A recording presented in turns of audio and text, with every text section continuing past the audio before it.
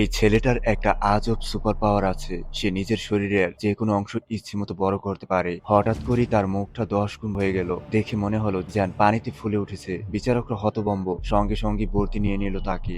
এরপর আরেকটা ছেলে ঘরে ঢুকলো। আর ঢুকেই অদৃশ্য হয়ে গেল। সবাই চমকে উঠলো। তাকেও ভর্তি দিয়ে দিল বিচারকরা। তৃতীয় ছেলেটা আসলো আর শুধু চোখের পলক ফেলতে লাগলো। একটানা। এই বাজে শক্তি দেখে বিচারকরা বলল, না ভাই তুমি সোজা রিজেক্ট। এরপর আরেক ছেলে একটা সাদা কাগজ নিল আর মুখে নিল এক টিউব থেকে কাগজের বল বের হয়ে সোজা গিয়ে লাগলো বিচারকের মুখে। বিচারক রেগে গেল।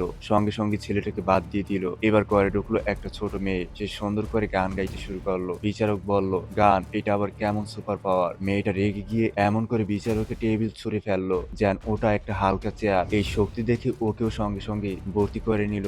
এরপর এলো একটা ছেলে। সে নাক থেকে বিশাল বাবল বানালো আর সেটা গিয়ে ফেটে গেল। সর্বশেষ এলো একটা মেয়ে। তার এত শক্তি যে সে নিজের মনের জোরে জিনিস না ছুঁয়েও নাড়াতে পারে আর কার কি চিন্তা চলছে সেটাও বুঝে ফেলে। অবশেষে ৪ জন বাচ্চাকে বেছে নেওয়া হলো আর এখন তারা একসাথে মিলে তৈরি করলো একটা অসাধারণ সুপারহিরো টিম।